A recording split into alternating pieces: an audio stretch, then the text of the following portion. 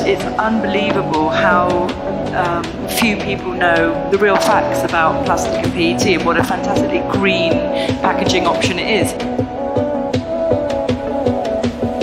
Which, Mary, you mentioned that you'd spent a lot of time in Africa, and I also spent a lot of time in Africa, and I'm just imagining the opportunity that that sort of thing presents. Oh, yeah. Because in so many places in Africa, one of the big problems for both water and education is you haven't got any power. And if we make power mobile, suddenly we can empower a lot of people with this. Oh, absolutely. But that also is going to require people to change their thinking process. And so, Emma, I want to ask you this one, because you've been doing this a long time. How do we get people to really change the way they're thinking?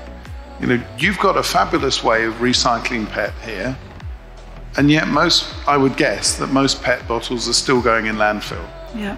How do we get them to change the way of doing this? Yeah, I mean, a lot of the things that I do are around education, and it's unbelievable how few people know the real facts about plastic and PET and what a fantastically green packaging option it is.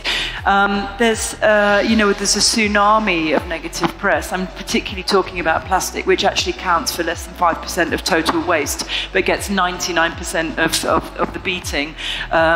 So how do you change people? Well, maybe you tell them facts that shock or surprise them and stay with them. Maybe it's about trying to just impart educational information, scientific information. So the things that I tell people are nothing that I'm making up. It's nothing to do with the fact that we're trying to recycle plastic and it's our business and we're making money. It's the fact that this is scientific fact. It is very, very difficult to change people's behaviours. People are inherently lazy and cynical. They don't believe that recycling is happening here. So it is about just relentless getting out there and talking, coming to these wonderful events and making sure that the word is being spread.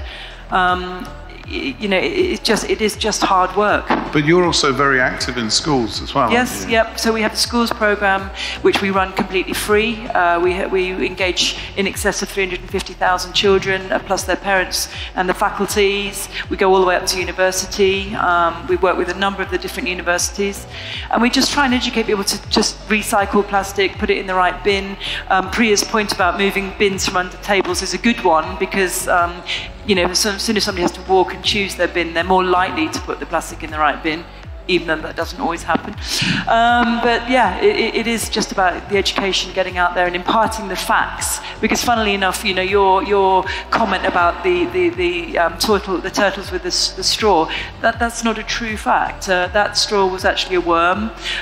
It wasn't a piece of plastic. People don't know that. The fact that there's going to be more plastic in the sea than fish is not a fact. It was put out there by an NGO who their bottom line is about making money. You know, there's so many myths about plastic that people just don't know, and it's about telling them the facts.